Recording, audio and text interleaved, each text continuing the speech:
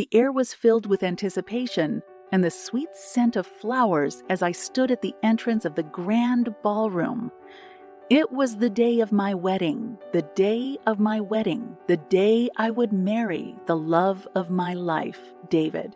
My heart fluttered with excitement and nerves as I took in the sight before me. The room was adorned with elegant decorations, sparkling lights, and a breathtaking floral arrangement at the center of the room. My bridesmaids, dressed in flowing pastel gowns, stood beside me, their smiles contagious. They offered words of encouragement and reassurance, ensuring that every detail was perfect.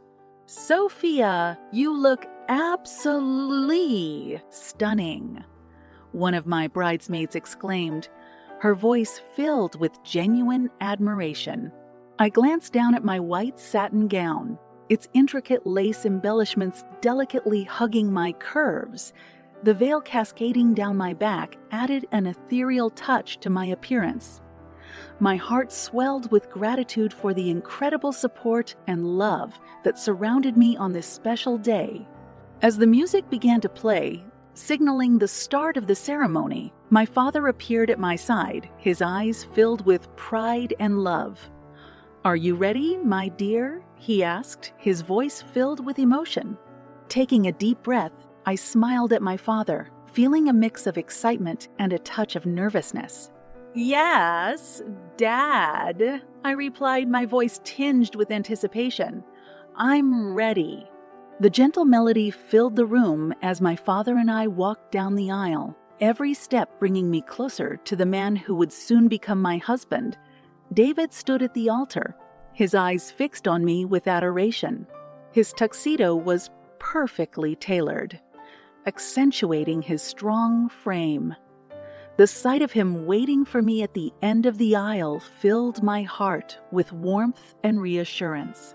As we stood together, our hands intertwined, the ceremony commenced. The words spoken by the officiant felt like a symphony of love and commitment. David and I exchanged heartfelt vows, promising to support and cherish each other through the highs and lows of life. When the officiant pronounced us husband and wife, a wave of joy washed over me. David leaned in, whispering in my ear, "You're my forever, Sophia." Tears of happiness welled up in my eyes as I whispered back, "And you're mine, David." The room erupted into applause and cheers as we shared our first kiss as a married couple. It was a moment frozen in time, a testament to our love and the beginning of our happily ever after. As we walked hand in hand back down the aisle, the cheers followed us, echoing through the hall. Love surrounded us, enveloping us in a warm embrace. I couldn't have asked for a more perfect start to our life together. Little did I know that the challenges we would face lay hidden beneath the surface, waiting to test the strength of our bond. But for now, in this moment, I held on to the magic and beauty of our fairy tale wedding, cherishing the love that had brought us here. Life after our fairy tale wedding felt like a dream.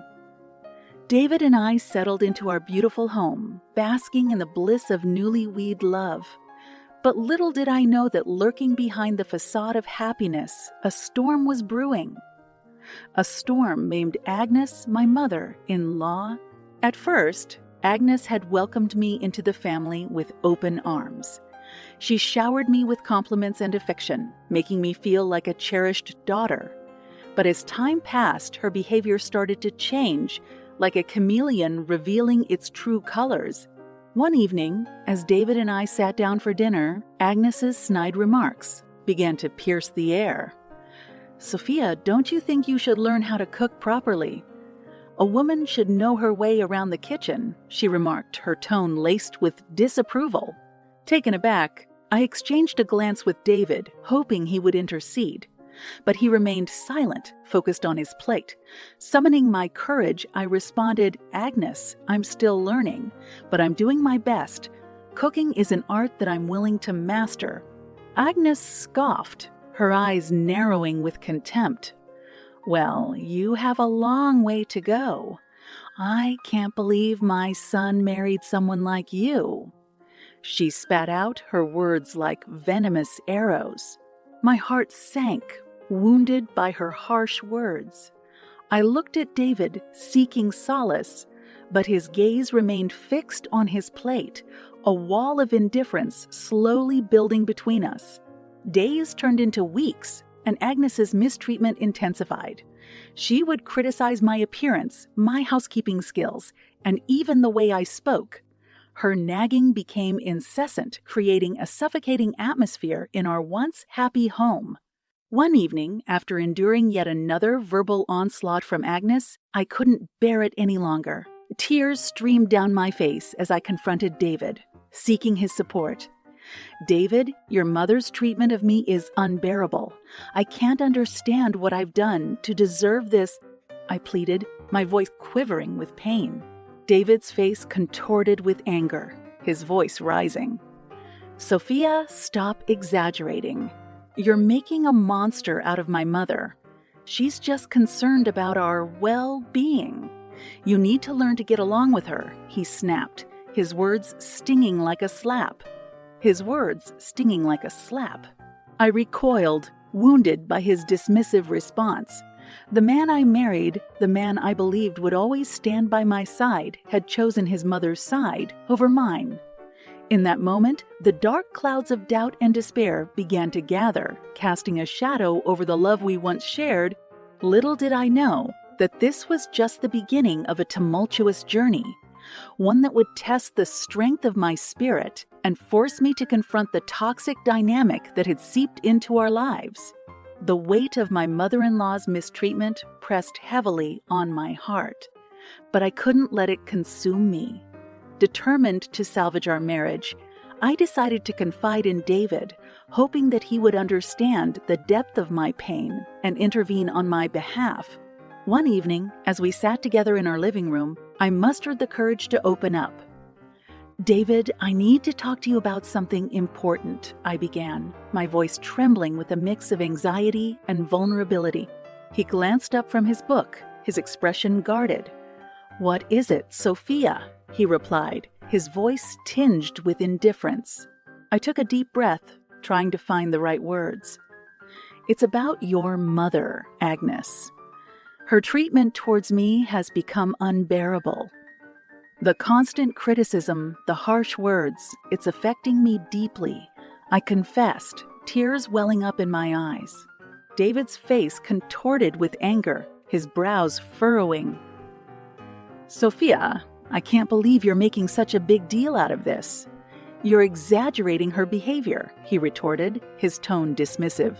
The disappointment and pain surged through me, leaving me feeling unheard and invalidated. David, I'm not exaggerating. I'm sharing my truth, and it hurts that you don't see how much this is affecting me. I pleaded, my voice trembling with emotion.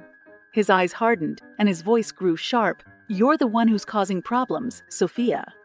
You've always had a way of making things difficult. He lashed out, his words like daggers piercing my heart.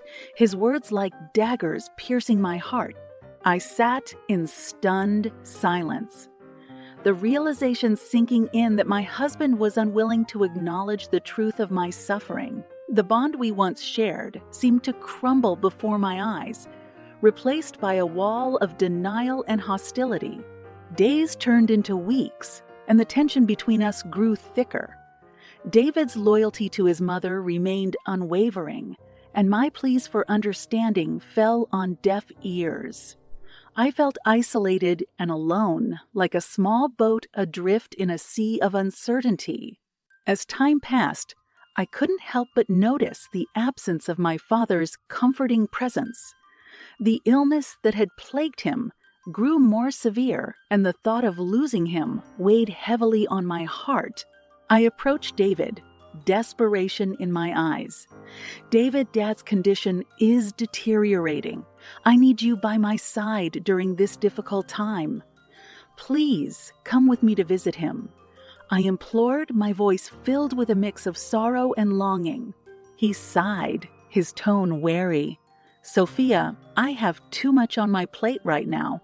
I can't just drop everything for your father. I have my own responsibilities, he replied, his words stabbing at my already wounded soul. The tears streamed down my face as I realized the depth of his indifference. In that moment, I understood that our connection had been severed, and the foundations of our marriage had crumbled beneath the weight of neglect and selfishness. Heartbroken, I made the painful journey to visit my father alone. The weight of his illness and the absence of my husband felt like a heavy burden, but I held on to the love and strength my father had instilled in me throughout my life. Little did I know that this visit would mark a turning point, a revelation that would shake the core of my existence and force me to confront the harsh reality of the relationships I held dear. The somber atmosphere of the hospital room engulfed me as I stood by my father's bedside. His frail form lay motionless, the machines providing a constant hum in the background. The illness that had plagued him had taken its toll, leaving him weak and vulnerable. Tears welled up in my eyes as I held his hand, trying to find solace in the memories of his strength and love. "Dad, please hold on. You have to fight," I whispered, my voice choked with emotion. His eyes flickered open, a weak smile forming on his lips. "Sophia, my dear, you've always been my strength." "Remember that," he murmured, his voice barely audible.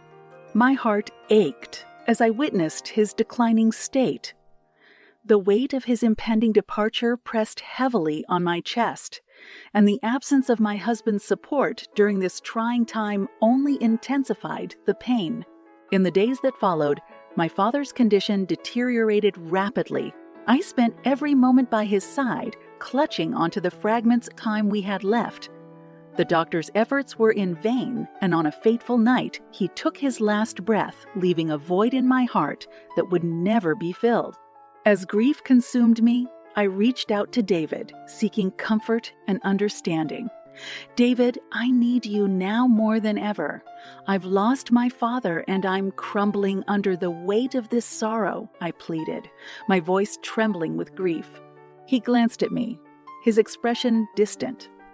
"Sophia, I'm sorry for your loss, but I have my own priorities. I can't be there for you right now," he responded, his words devoid of empathy. Shock washed over me as I realized the depths of his indifference.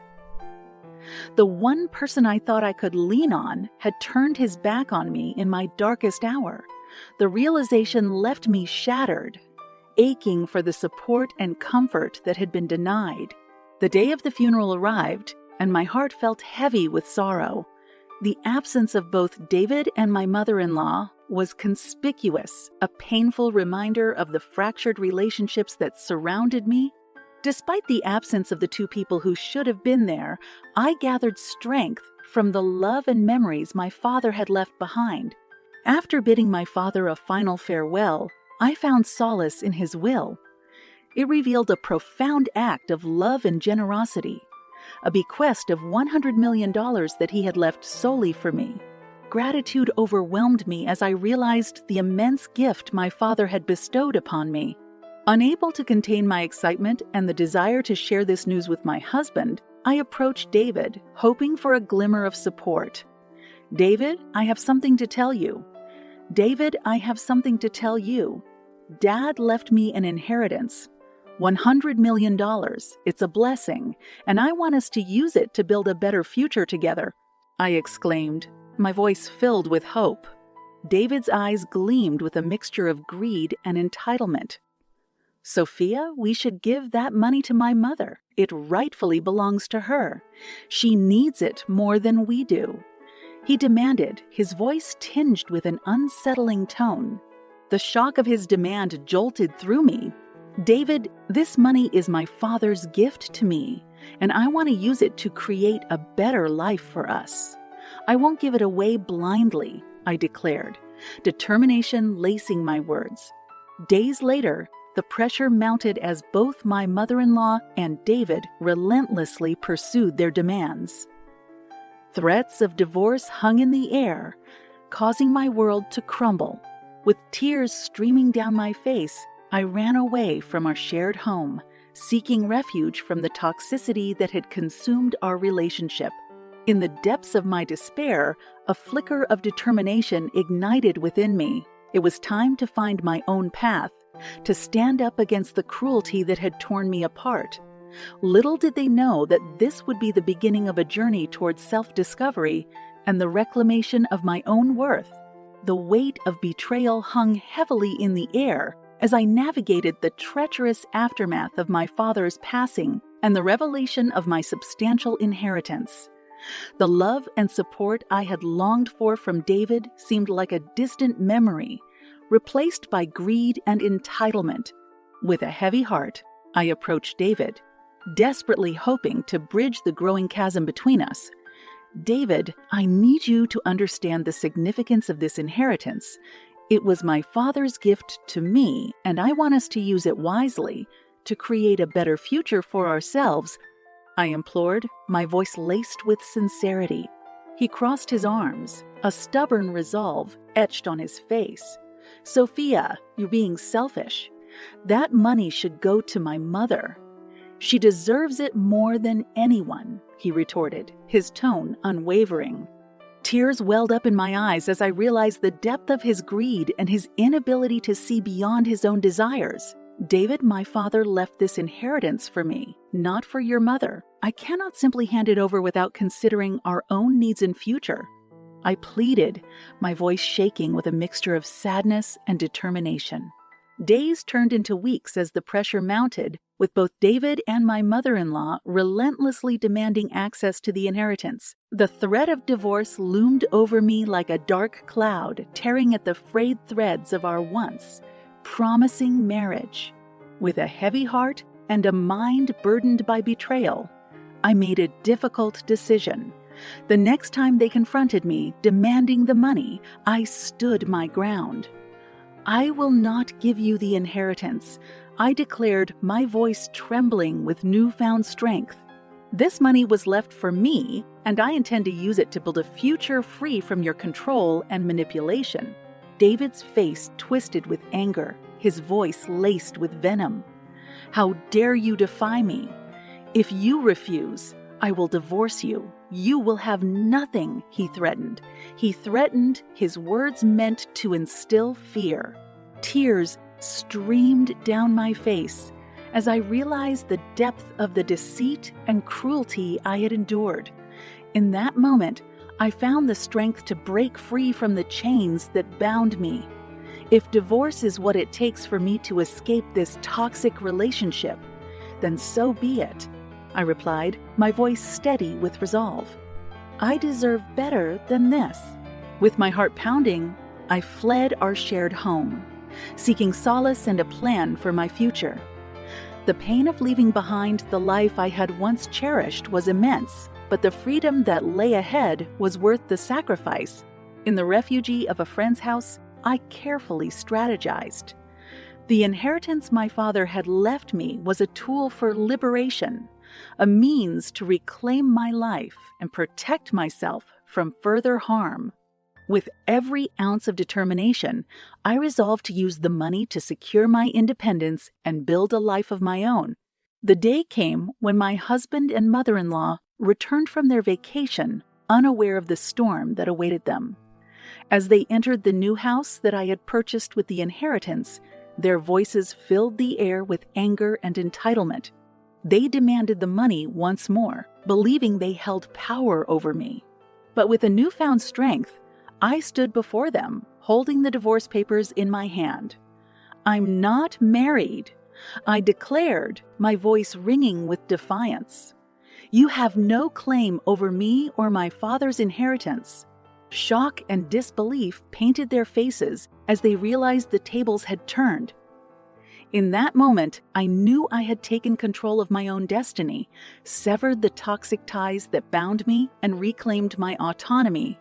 As they left, their voices filled with rage and regret, I closed the door behind them, feeling a sense of liberation wash over me. The weight that had burdened my heart for so long had been lifted, replaced by the sweet taste of revenge. a revenge that ultimately led me to the path of self-discovery and a life free from their toxic grasp. The air was thick with tension as I confronted the daunting reality of divorce. The fallout from my decision to stand up against my husband and mother-in-law's relentless demands had brought us to a breaking point. Emotions ran high, and the once promising future I had envisioned now seemed shrouded in uncertainty. Days turned into weeks as the divorce proceedings loomed over us like a dark cloud. David and my mother-in-law became even more relentless in their pursuit of the inheritance, using every opportunity to assert their claims. The pressure intensified, and I found myself on the receiving end of countless threats and ultimatums. One evening, as I sat down with David to discuss the impending divorce, the room felt heavy with unspoken words.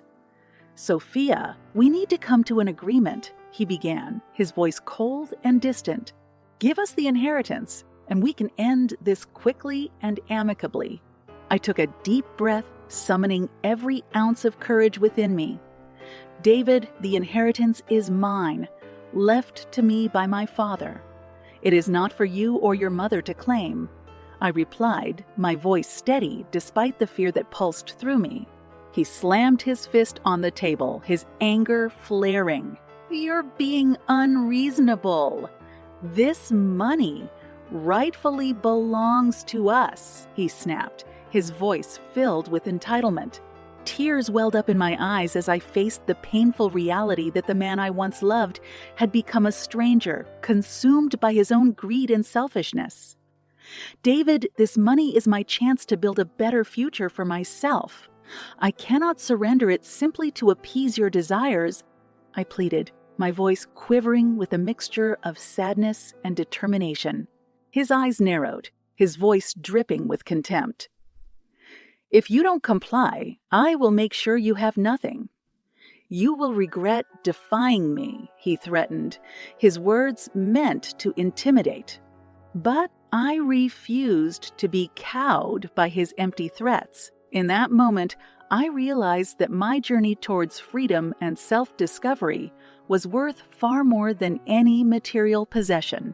"David, I will not allow fear to dictate my choices.